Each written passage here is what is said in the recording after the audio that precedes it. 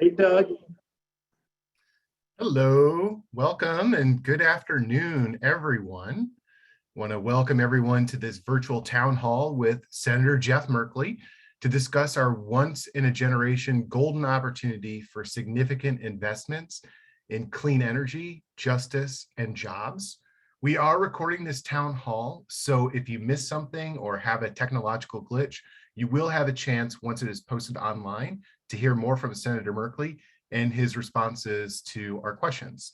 To start this off this afternoon, before we get into the questions, I would like to begin with our land acknowledgement. The Oregon League of Conservation Voters works to protect people and places on the ancestral lands of the indigenous communities who built homes, economies, and trading routes across the land we now call Oregon.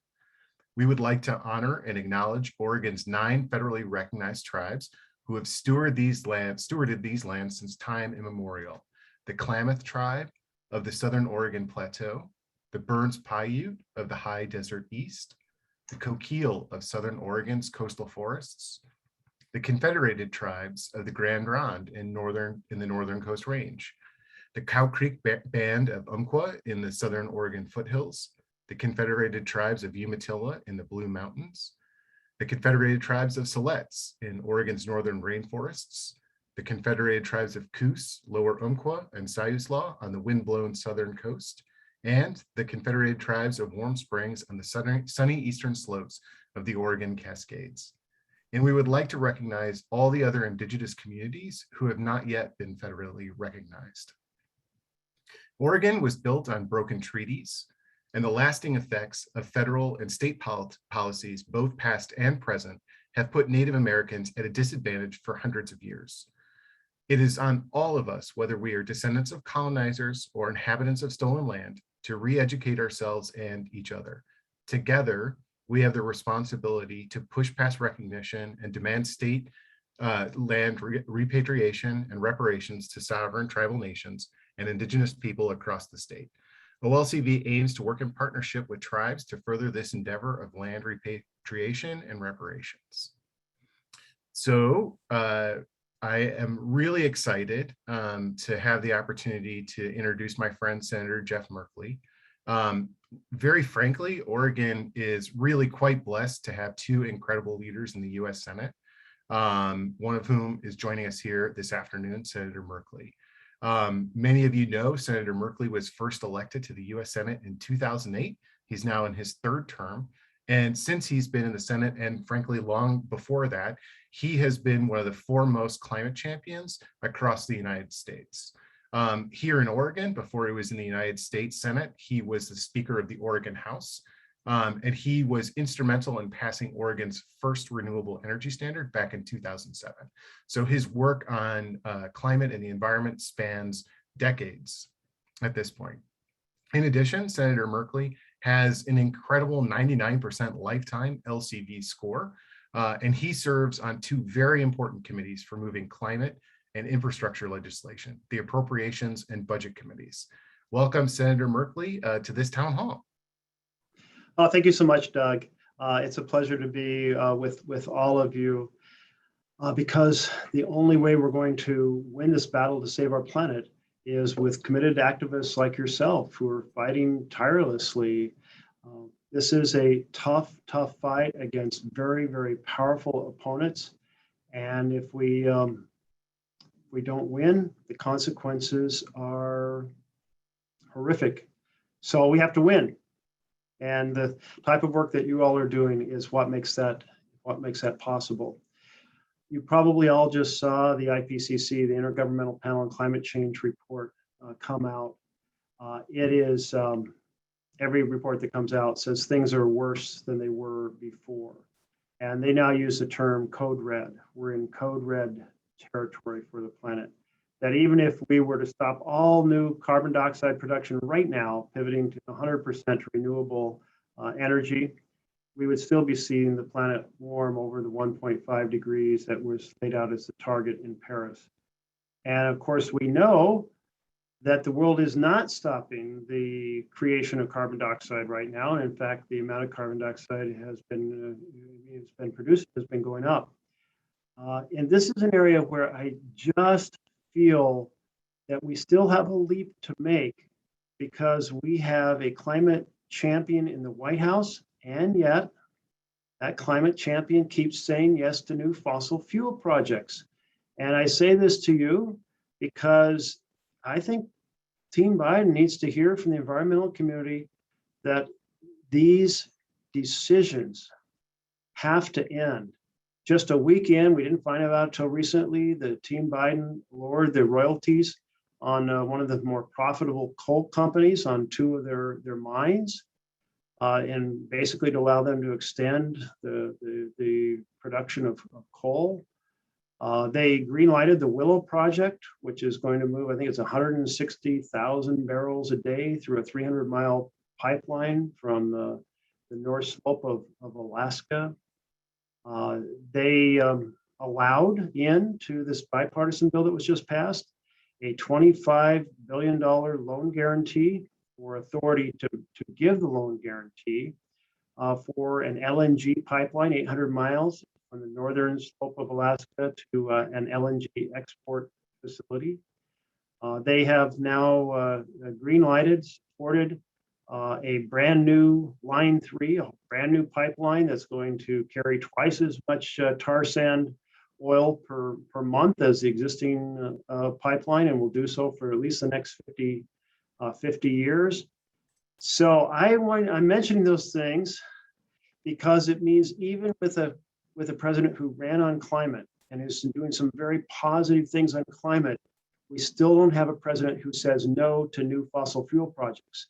And if we're going to save this planet, we have to have a chief executive who understands the meaning of code red and that we can't keep building new projects. And by the way, when we do that, we completely undermine our persuasive power in the world. As the phrase goes, it's the power of your example, not the example of your power, that moves hearts and changes actions. And so that's on the concern side. On the positive side, we're working now on the reconciliation bill, and it will have more funds to help drive the transition to renewable energy than anything ever done so far. It may possibly have a price in carbon as well in it, which we can discuss the pros and cons of that. If it's done right and how it's done makes a big difference. There's going to be tremendous opposition from the fossil fuel companies that essentially are the puppet masters, unfortunately, behind the Republican Party. And we only have a 50-50 split in the Senate. So we're going to have to work incredibly hard, and we're going to need advocates for the environment to be incredibly visible over the months of September and October as we try to get that done. So thank you for inviting me to join this conversation. Let me turn it back over to you all. Thanks, Senator. You talked a little bit about the latest of what's happening in DC. Can you also talk a little bit about the importance of investments in the bipartisan infrastructure and the $3.5 trillion budget that was passed through reconciliation, or starting the reconciliation process? Sure, there is a small amount in the bipartisan bill. There is funding, a couple $2 billion for electric buses. There's a couple $2 billion for carbon light buses, which basically means probably compressed natural gas rather than diesel. It should all be for electric. By the way, I drove one of the new prototypes of electric trucks that Diamond is producing this morning. Trucking is an area where we're going to have to completely electrify. The short vision of how we save the planet is electrify everything. And then, of course, the electricity that goes into the grid has to be renewable. But then we also saw an investment in the bipartisan bill, a modest investment, not nearly what's needed to start the process of charging stations. And if you drive an electric car, Mary and I have a Bolt with a B electric car, and you really start searching out those superchargers when you try to go any long distance. You know how much we need a much more robust electric charging infrastructure if people are going to convert over to electric cars. We hope that that conversion will virtually completely take place by the end of this decade. But to make that happen, people can't suffer range anxiety. They've got to be able to stop and fill up on electrons with confidence and do so at a reasonable price and reasonable ease. So much work to be done there. But the big spending would be in the second half. That is in the reconciliation bill.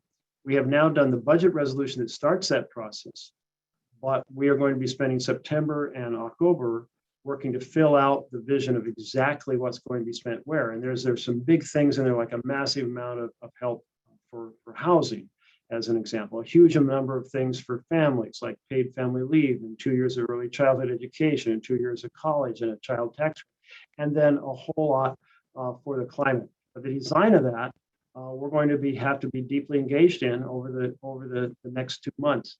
Exactly what we're doing, how, with the funds we have in that bill. We don't have 50 members who are committed to the $3.5 trillion price tag on that bill.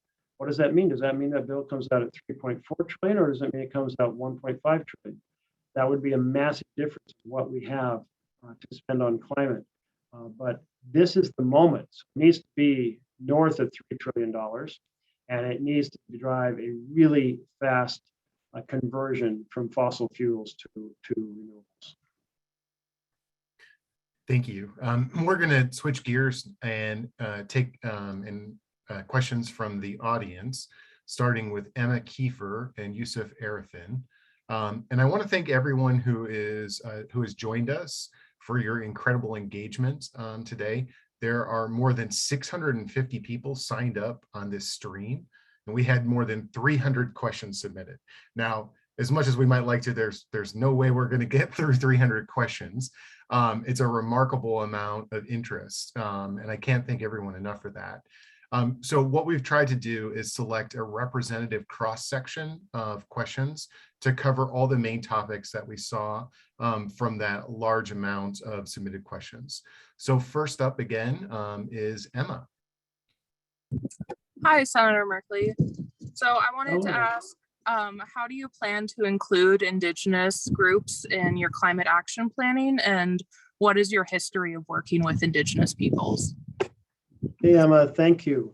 Well, the history is working with our tribes in Oregon on all kinds of issues. On the Columbia River, I've worked with the tribes about rebuilding the villages and the fishing sites that were flooded by the dams on the Columbia River, and made some progress in that, rebuilt funds for rehabilitating the fishing sites and funds for starting the process of rebuilding villages. Working with tribes on the coast on the flexibility of some unexpected clauses that affected how they kind of constrain their ability to engage in forest management. Working with the Warm Springs tribe to eliminate the 1865 phony treaty, one of the big frauds of American history, and I'm very glad to report it was Senator Hatfield's last project in 1996, and I finally got it done this year. And so there's a host of issues. And when it comes to the climate, working in partnership with our Indigenous tribes. Indigenous groups have always been some of the leading climate activists because so much of their culture is tied to the earth and the environment. I've seen how positively they have stood up for efforts to stop pipelines on tribal lands, the Keystone XL and the Dakota Access Pipeline. I've worked with the Gwich'in people in Alaska to try to protect the caribou herd, the porcupine caribou herd, by fighting leasing on the Arctic National Wildlife Refuge. We've had some success there. Because by getting the banks not to extend credit and getting the insurance companies not to extend insurance, the development on the Arctic Refuge has been minimal so far compared to what it might have been. I've been working with the Klamath tribes on the swam and Cop2 suckerfish in the Klamath Lake and their survival, and developing breeding programs, rearing programs, and in programs to improve the habitat and the pollutants are there. And I wanted to mention kind of the most recent effort engaged in, which is to say no to the new Line 3 pipeline that carries tar sands. And in Minnesota, there are tribes that are standing up and fighting that. And I just tweeted out a few days ago, kind of praising them for their courage and determination to stop that abuse of our planet. Thank you. Thank you, Emma. Thank you, Emma. Next up for a question is Yusuf Arifin, and followed by RJ Navarro Ramiro, RJ Navarro. So Yusuf.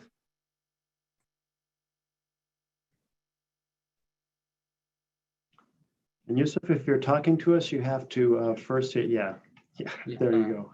Hi, Senator. Sorry about that. My name is Yusuf, and I would consider myself to be a student who cares a lot about legislation to impact climate change. So I have a bit of a two-parted question. First, I'm interested in the Senate's current work about the climate action you guys are doing surrounding the reconciliation package. But given the narrowness of the margin you're working with and the moderation of certain senators, are you sure that you can pass substantial legislation? And part two, how do you plan to convince environmental voters in Senate races next year that this legislation was a key accomplishment of this narrow majority? So I'm not at all, I can't say that we got it nailed down to pass the reconciliation bill. Not a single Republican will support it. We need all 50 Democrats. Those 50 Democrats come from some very, very different states. Some states where the fossil fuel presence is massive. And so they will try to use that leverage on those senators to undermine the funds in the reconciliation bill. I think we will get a reconciliation bill, but how robust will it be on climate when we're in try like hell, but we lose one vote and we're in trouble. So we need a lot of environmental activist pressure to close the deal during September and October. And then in terms of environmental voters in key Senate races next year, your question in regard to that is, well, I think voters will be motivated if we can deliver. But if we can't deliver because of that narrowness of the 50 votes, it kind of increases the argument. We need more environmental legislators in the Senate, not to give up, not to wake away from the battlefield, not to hand over the reins to the fossil fuel world. We can't afford to do that, either for what we do here in America or in terms of our leadership in the world. Now, I can tell you a key thing that environmentalists should focus on, which isn't immediately obvious, is voting rights. And here's why. We're in a battle between a vision of government buying for the powerful. The most powerful force in America is the fossil fuel community, or buying for the people who care about saving our planet. And so what the powerful are trying to do is block targeted groups from voting, primarily Black Americans, communities of color, college students, because they tend to vote as environmental voters. And they will support us continuing aggressively to tackle these challenges. And so that's one key piece of the problem. The other key piece of the problem right now is we need the voting rights legislation because of another component, which takes on gerrymandering. And on this gerrymandering part, what is going on is you have 12 purple states that the Republican House and Senate, State House, State Senate, and governors are attempting to turn into red states by how they change the voting in their specific states. And okay, that's bad. But then you throw in, they're also trying to write maps for the House of Representatives, federal House of Representatives, that will increase the bias in the House from a positive 15 seats, which is roughly the current bias in favor of one party over the other, to a bias of 25 seats or more. that would lock up the House in anti-environmental leadership for a decade to come. So don't drop the voting rights portion of what we need to do to win the battle on the environment. But I think if we are in a position, if we try like hell and succeed, that will be motivating. But if we fail because we only have 50 votes, hopefully the story will not be give up, but to say we need a much wider pro-environment majority. Thank you. Thanks, Yusuf. Next up, we have Ramiro with Eliza Garcia following after Ramiro. Awesome. Hi, Senator Merkley. My name is Ramiro Navarro Jr., or RJ for short. I'm a member on the board for the Salem Area Mass Transit District, or Chariots. I want to thank you for helping to secure $6.3 million this year for Chariots to replace 5 aging diesel buses with new electric buses. These buses, combined with on-route charging facilities, will complete the electrification of Route 11, Lancaster Drive, or our longest route that goes from Kaiser to South Salem, which will now be rebranded our electric bus corridor. This funding will help ensure our riders maintain reliable access to employment, education, and healthcare facilities, and help Chariots reach its environmental sustainability goals by reducing energy consumption and harmful emissions. Knowing your leadership on this issue, as Congress continues or considers the bipartisan infrastructure bill and budget reconciliation measure, how do you see that legislation benefiting transit systems on the ground here in Oregon? And what do you think agencies like Chariots should be doing to increase access to public transit while reducing our carbon footprint? You know, I was so pleased that Chariots applied to replace these aging diesel buses with electrics. A couple of years ago, I got a request from Salem Transit to support their request for new diesel buses.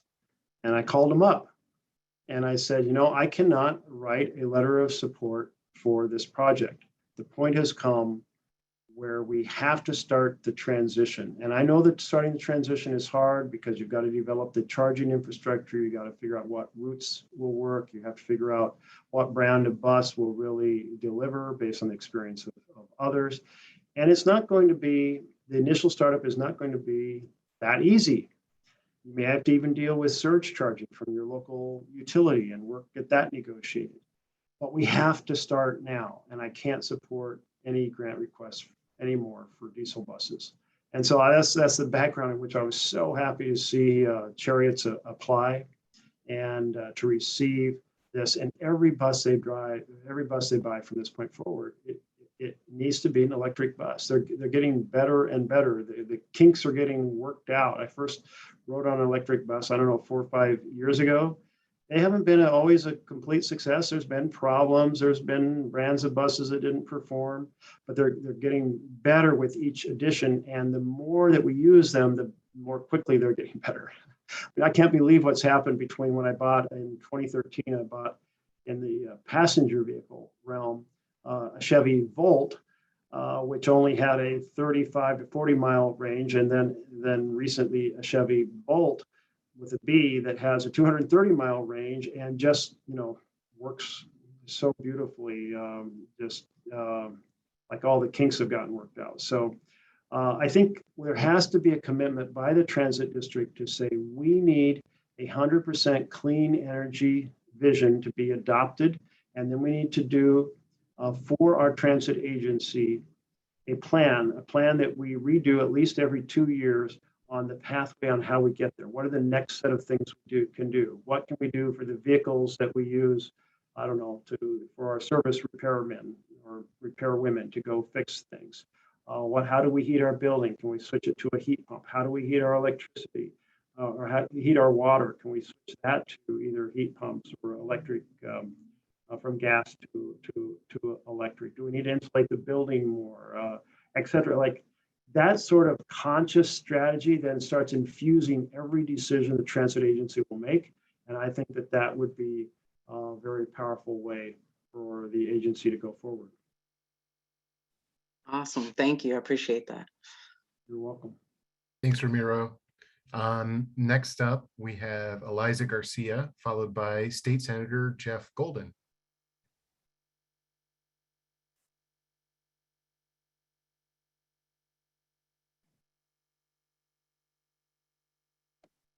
Hi, Senator.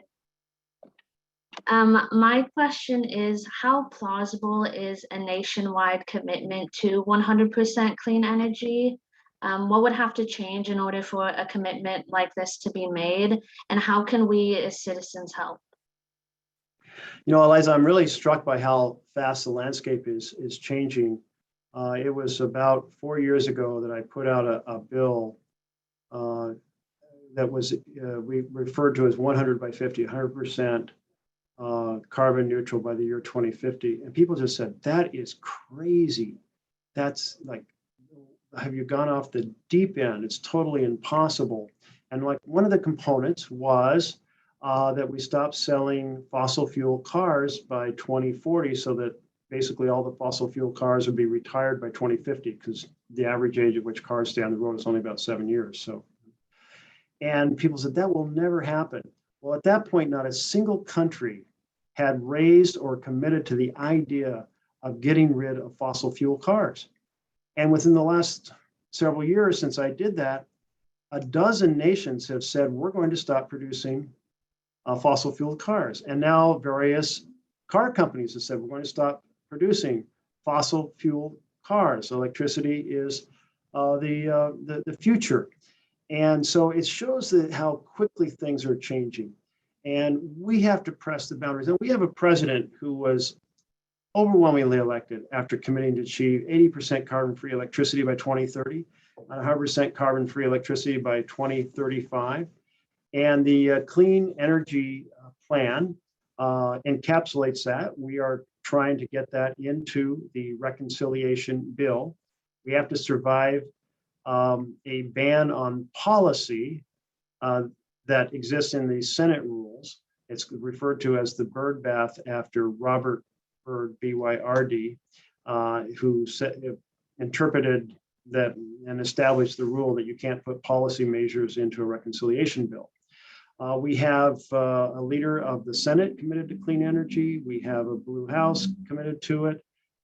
And we have a citizenry that is just starting to understand with every calamity, more and more understanding that we are in deep trouble. I mean, anyone who traveled to see the roughly six towns in Oregon that burned to the ground last Labor Day will never forget it. Phoenix and Talent and Blue River and Gates, Mill City, and to see them just burned out and to recognize the fires we have going on right now. I mean, it's getting to where you can hardly plan on hiking the Pacific Crest Trail in the summer, in late summer, because of the enormous number of threats from fires. And it's not all we have in Oregon. We've got the declining water from the snowpack. We've got the Klamath Basin, the worst drought that it's had in 105 years. Not a single drop of water for irrigation, a refuge that won't have water, and thousands of birds will die, a stream that won't have enough water, a river and salmon will die coming up. I mean, it's like the signs are everywhere. So if we are consciously united, driving the point home, there is going to come a pivot point where we will start to win these battles that now seem so hard. But the challenge is we have to do it sooner rather than later. And so I expect to be there a huge change in the position of the electorate, because I see it underway right now with each election. Younger people getting elected who are running on climate. They're persuading even some of the Republican legislators that this is something they can no longer hide behind the fossil fuel world. When they start seeing the impact of hurricanes or other storms or rising seas, salt water is infiltrating the salt-free fresh water that the city uses, or the city's talking about spending billions of dollars on a dike to keep out the sea like they are in various places in Florida. Rainy day floods or sunny day floods, there's no rain, but the rising waters are affecting the cities, flooding the basements.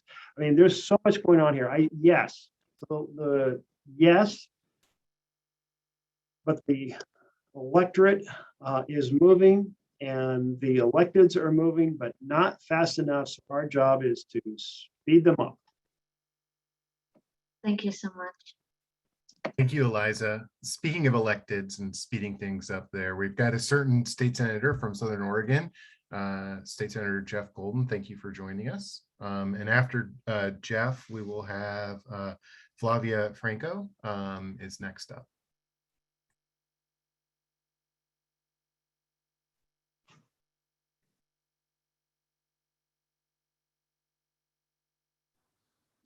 Hi, Senator. It's good to see you. Good to see you, Jeff. Thank you so much for your tenacity on climate. I'd like to ask you about what we can do in the legislature to expedite more synergy and support from the federal government on forest health.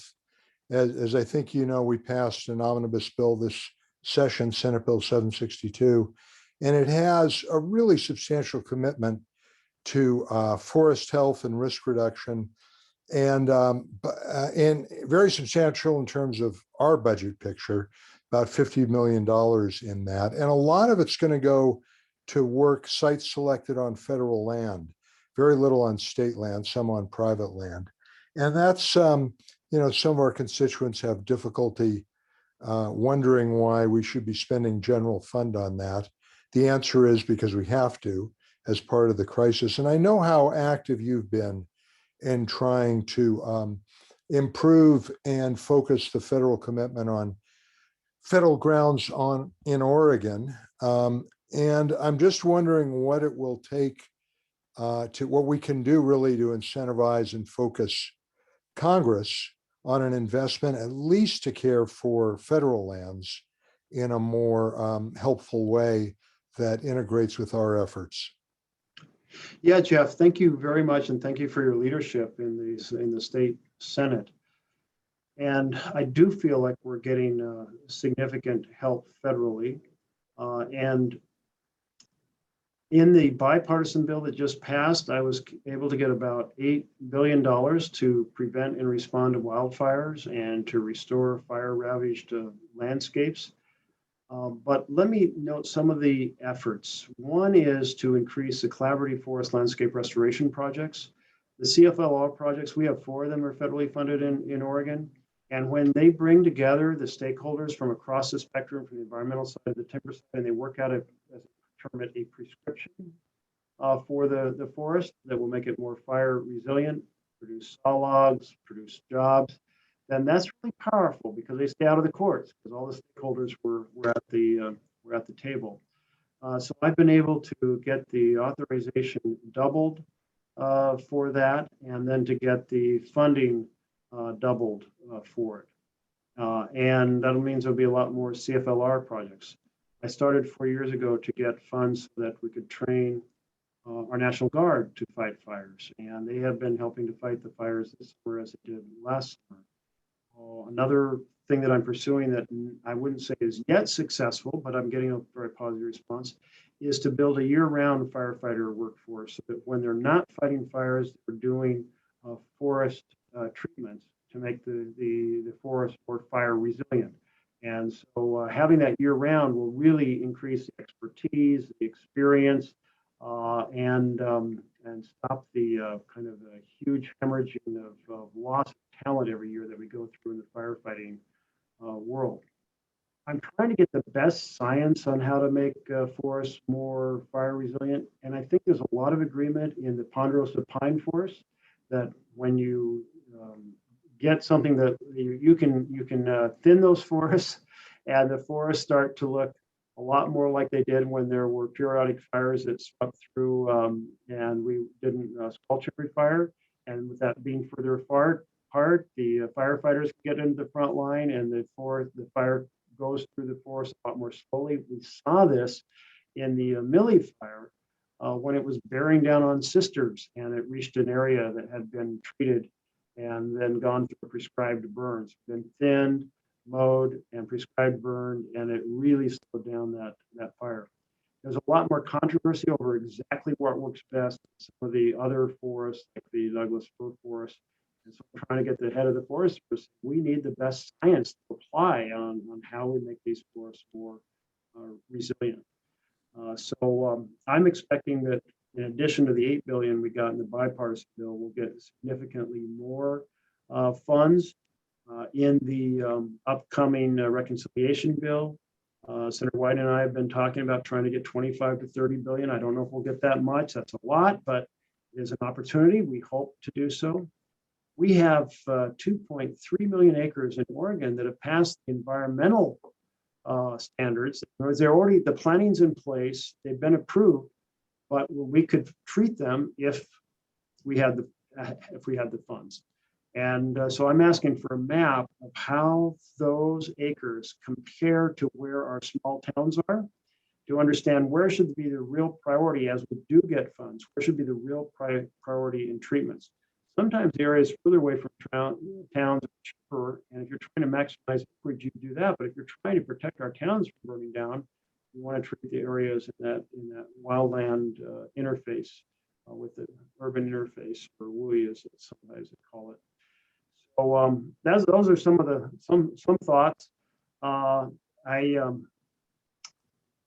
think the fires have gotten the attention of Congress. People come up to me all the time and say they can't believe what's happening in Oregon and in the West. They want to be helpful, so we need to cash in on that goodwill, which is what I'm trying to do as chair of the Interior Spending Committee. Is I took over that committee specifically to try to get more resources to help in this area. Thank you very much. Thanks, Jeff. Thank you, Senator Golden. Next up, we have Flavia, followed by Randy Mock. Hi, my name is Flavia Franco, and I am a member of the Southern Oregon Climate Action Network. And my question to Senator Merkley is, as you referenced in your opening remarks, I like that John Kerry has been selected to move other countries to act on climate change, but how can the U.S. be considered a leader of the free world if we can't do something significant to fight climate change here at home? And we will be much more influential around the world if we lead by example. And we are one of the worst polluters. So that is my question. And I know, as you mentioned, President Biden is granting new oil permits, and he's encouraging increased oil production in OPEC. And I'm really concerned, much more concerned than I was at the beginning of the year when he first came out with his climate action plan. Thank you. Yeah, Flavia, thank you. And I think your concern is justified by the decisions we've seen the administration take time and time again. I keep calling up the national climate coordinators, say, what just happened and how did that happen? Are you going to be able to stop this from happening again? Or one more pro fossil fuel decision? And I'm not satisfied with the answers that I'm getting. And it does have a profound impact on our leadership in the world. If we are, John Kerry is traveling the world and he's talking to people and he's saying, hey, you cannot keep doing these new coal projects, the coal plants, because we have to stop burning coal, and it's actually cheaper to do solar projects. And their response is, well, who are you to talk to us about that? Your team just approved a $25 billion subsidy and in terms of a guaranteed loan for an 800-mile natural gas pipeline. And your team just approved a new tar sand pipeline. And like, oh, you're asking us, a poor country, to not exploit the coal we have when it's the cheapest possible way to get industrial scale electricity, at least in the very quick to move fast to do it. And I have talked to members of Kerry's team, John Kerry's team, and said, yes, this is a problem. It is a significant problem. So we do need to press Team Biden to just say no. they're trying to have it both ways. They're not using the phrase, but it's basically on an all energy strategy, while the rhetoric is sounding like a climate strategy. And this is not going to work, not going to work for us, and it's not going to work for the world. Team Kerry has to have the integrity of the United States. If we're willing to say no, then we have the moral standing to ask other countries to say no. China is selling over 200 coal projects to poor countries around the world. That's crazy. Let me give you another example. We should have as our policy right now, we will not support a dime coming from international finance institutions for new fossil fuel projects. But the United States has not taken that position. We're still saying, well, we'll consider new fossil fuel projects. No, we have to be able to say no. It is a code red moment. So I think the Biden administration needs to hear from activists everywhere that their actions speak loudly, and their actions right now are not laying out the leadership we need to see to save this planet. Thank you, Flavia. That was great. Next up, we have Randy Na, followed by Fran Recht, who is a Depot Bay City Councilor. Thank you, Senator, for taking time to answer my question.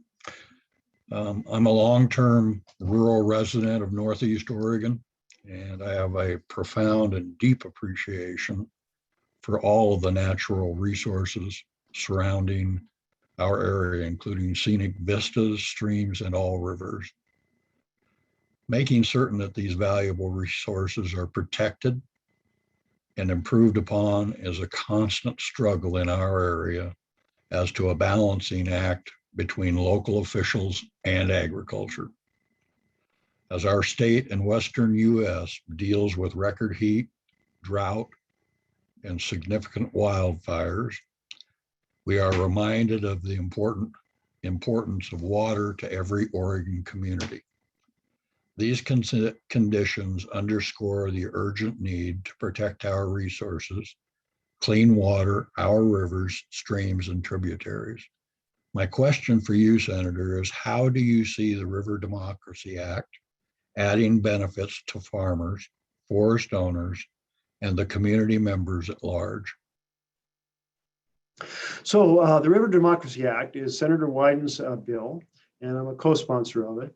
And what he did is he invited people from around Oregon to nominate sections of river for either recreational qualities or wild and scenic qualities, which have kind of different impacts. And he took those nominations and he put them together into this bill. And the result is protection of either recreational protection or wild and scenic protection for about 4,700 miles of rivers throughout our state. Now, his plan was to then say, okay, here's the draft. Let's hear what Oregonians think. And he's getting a lot of feedback. Some of it is positive and some of it's not positive, in terms of folks saying, well, actually in our county, we're the county commissioners and we don't want anything protected because it will stop grazing. And well, actually it doesn't stop grazing. So there's a lot of misconceptions and education that needs to take place in terms of the power and value of these designations. The wild and scenic designations can be boastful or improvements to the economy, as people want to see and float these rivers, or kayak these rivers, and thereby they're visiting local establishments to eat or to stay overnight, so on and so forth, to get river guides. But of course, the goal is to protect the health of some very delicate ecosystems. So ecosystems, high quality drinking water, wildfire resistance, bolstering our recreational economy, ensuring that Oregonians can enjoy the magic of our waterways. And so I expect there will be an addition 2.0 as Senator Wyden leads the effort to take into account the those efforts in terms of the ecosystem, drinking water, recreation economy, the future, preserving the rivers for all of these qualities for the next generation is what's at the heart of this bill. And I think that's right on.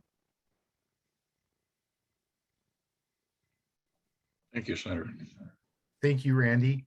Next up, we have Fran Recht, again from Depot Bay, followed by Danila Elizabeth Broad. Hello, Senator Merkley. Thank you so much for being my senator. It's always nice. I don't have to write you in anger every time. So thank you. So my question is about natural climate solutions.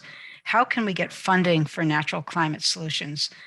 That is the purchasing or protecting of natural infrastructure that stores carbon, produces water, reduces flooding risks, etc. I mean, old trees, beavers in their dams, tidal swamps, salty tidal marshes, seagrasses, and kelps. Thank you. Fran, no, it's a great question. And I think back to when I heard someone saying, if only we had something that pulls carbon dioxide out of the air. And I said, well, we grow millions of those machines in Oregon. They're called trees. And trees, of course, store carbon.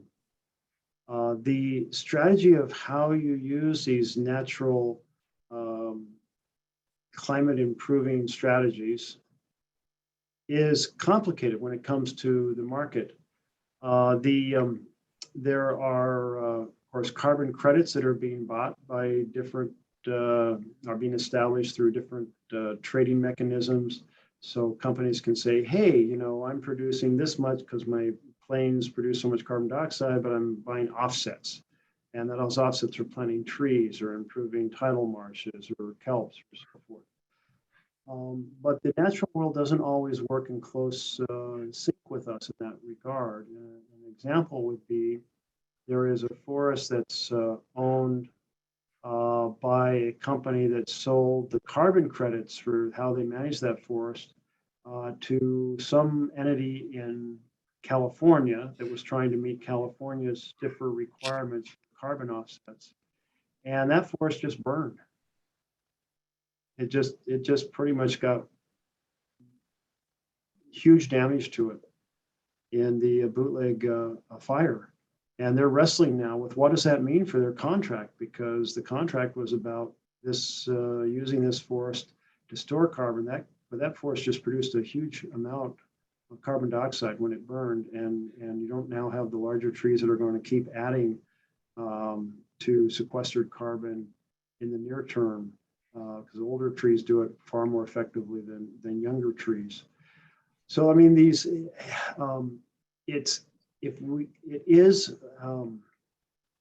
like there's power in the idea of monetizing the role of these natural ecosystems. Take, for example, jungles in Indonesia that are otherwise being torn down for palm oil plantations, or Amazon forests that are being raised to for cattle to feed on.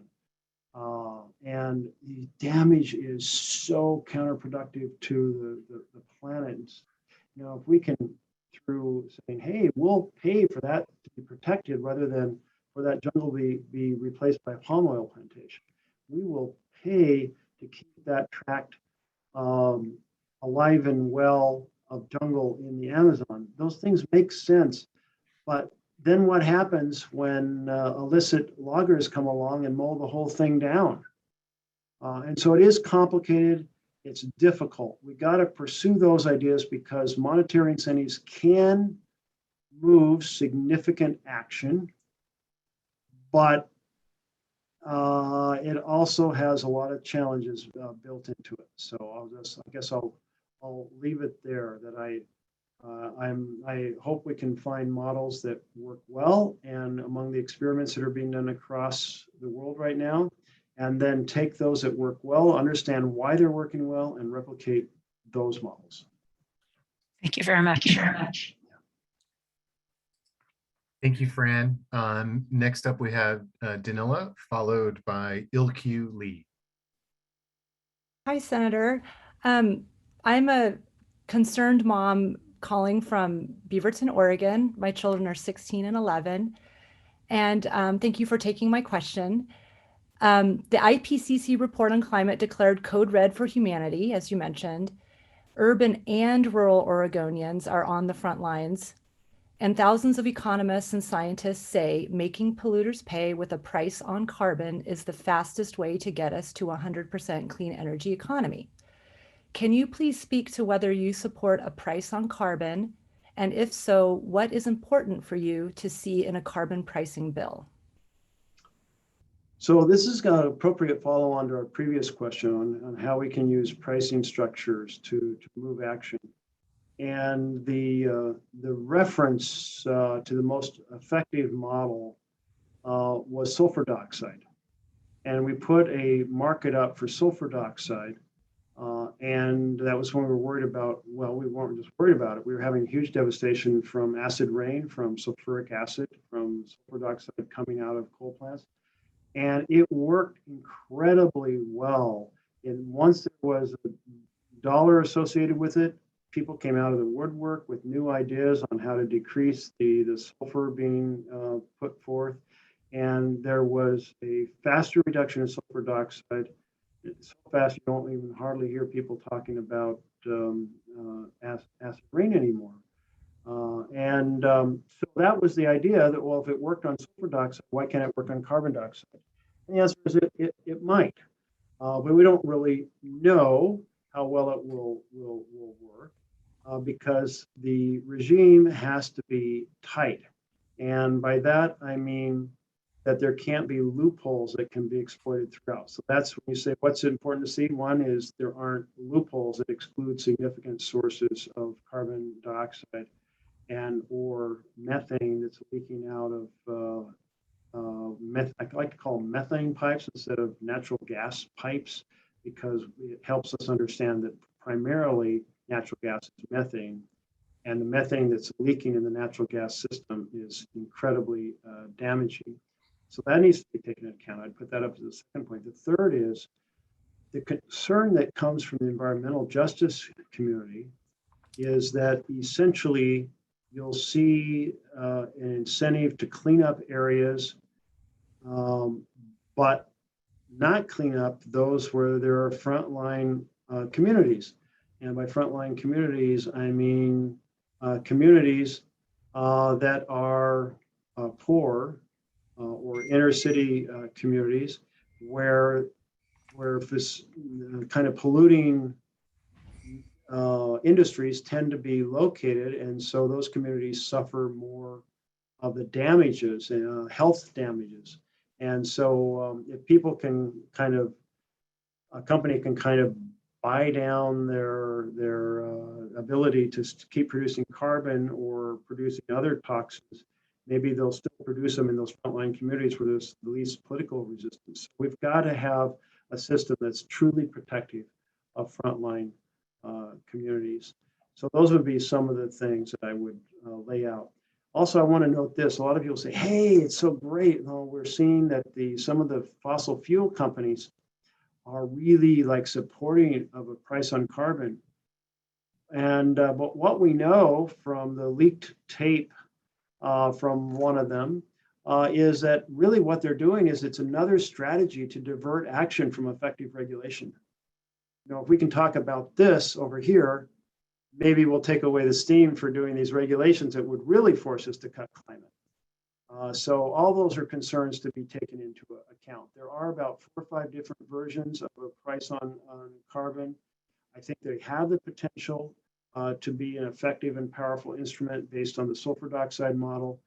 But let's make sure that they don't accentuate the problem for frontline communities and that they don't have big loopholes carved out by powerful lobbyists for certain industries. Thank you. Thank you. Next up, we have Ilkyu Lee, and then we have time for one final question after that from Fred Holzmer.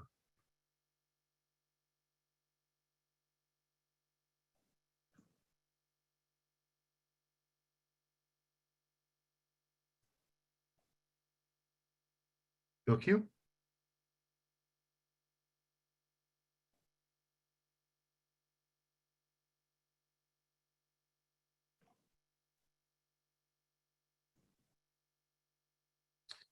Looks like we're having a little technical difficulty getting our next question on. Ilke, are you there?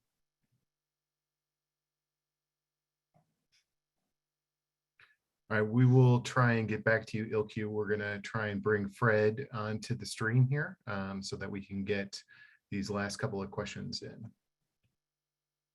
Sorry about that little technical difficulty there, Senator. You know how it goes. No with problem. Zoom. All right, we have Fred here. Fred, if you want to go ahead. Hello, Senator Merkley. Thank you for being here, and thank you for continuing to speak truth to all the disinformation that's out there everywhere.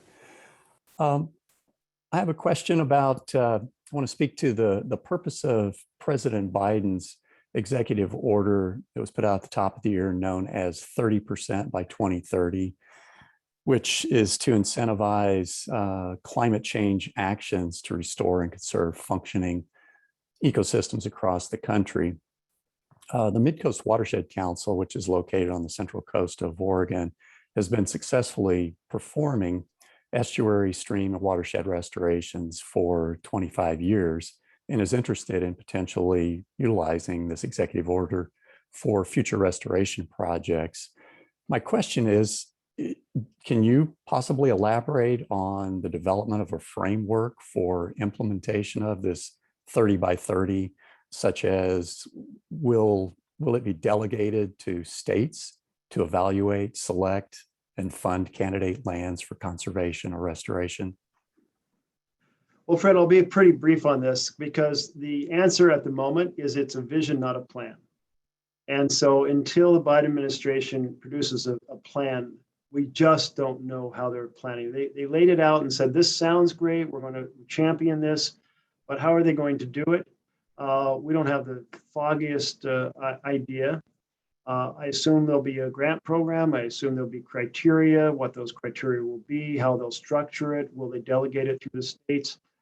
I have seen no details yet. The Department of Interior, my team's been watching for this. They haven't seen it, so if they've done so, we missed it.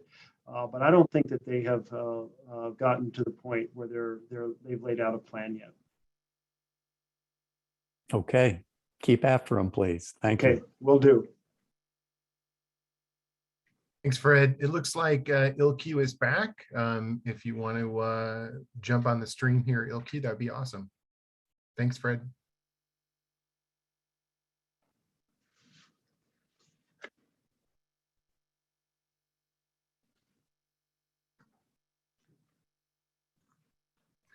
I know Ilke messaged us and said that there are some challenges connecting to audio.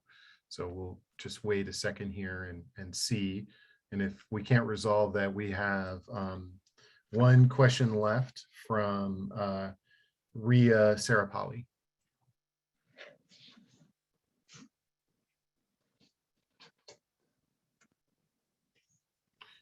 Yeah, it looks like we lost Ilke again. I believe he was having challenges with connecting. He was on his phone. So if we can bring Ria on, that'll be the last question of the afternoon.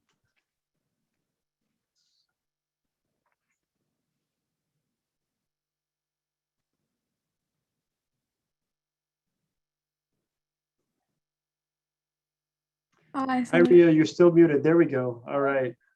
Hi, Senator Merkley. I'm Ria Sarapalli. I'm a rising junior at Sunset High School in Portland, Oregon. And my question is, what specific actions have you taken to make sure that the next generation of activists are properly educated about climate change? Wow. Well, one is being willing to meet with any group that asks me to talk about this. Another is working really closely with the Sunrise movement, which is really getting organized in terms of mobilizing youth to take action and to confront communities over their plans, to confront legislators over their how forcefully and how passionately they're pursuing policy changes. But my real thought about this is the next generation is far more educated about climate because of the networking they do within themselves than is the rest of the population. Like they're ahead of the rest of the world. The problem is we can't wait 20 years until they've run for office and dominate Congress, right? So right now we're depending on that networking and their spread of the knowledge among themselves, and they're saying that you cannot. It is a moral consequence to fail to address climate now. With every passing year, the feedback loops are getting stronger, and if we don't act quickly, they will overwhelm the systems. And what do I mean by that? I mean, I'm talking about things like seeing a picture of a lake in Alaska where the methane frozen in the bottom of the lake is just bubbling up so fast, it's like a rolling boil. And so you have all this frozen methane that's being released, or the amount of ice that covers the pole, the North Pole, being reduced significantly. And the more blue water you get, the more energy from the sun is absorbed in the water, so the more the ice melts. And so you start absorbing more and more energy and start reflecting it back out to space. Or talking about climate change driving drought, which sets a setting for more fires, and those fires put more carbon into the air. So for all these reasons, we have to move with incredible speed.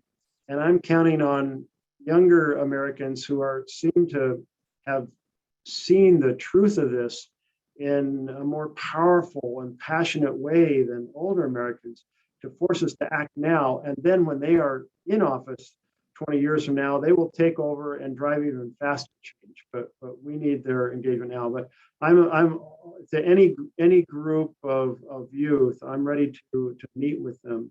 And I'm so proud of the climate activists from Oregon who challenged the national lawsuit, the fact that we are breaking the law by violating their rights to a healthy future by failing to address climate.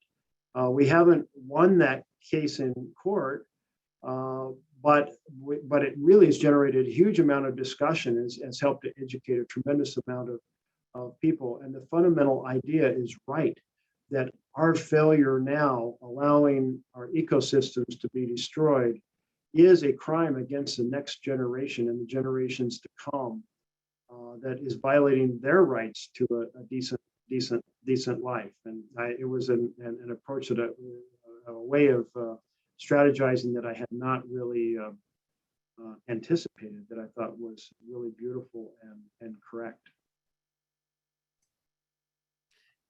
Thank you, Rita. Rita. Is there a club at your high school that either a sunrise club or any sort of environmental club that's getting very engaged?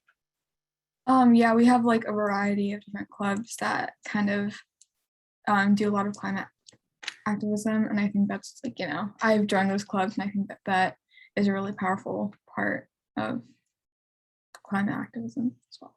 Well, often one of the ideas I share to student groups is go to your school board and insist on being on the agenda.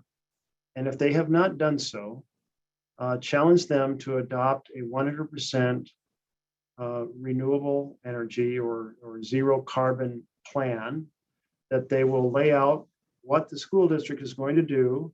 And so it's the same sorts of things. How are they going to change their lights, their insulation, the way they heat water, the way they heat the building, the type of buses they use for their picking up students, other vehicles they own. How can they develop a plan and then say, here's our action plan for the next 2 years, and every year renew it, rewrite it, seeing what more they can do. And that's a great area where students can really push the school board to have the school district develop and implement a plan.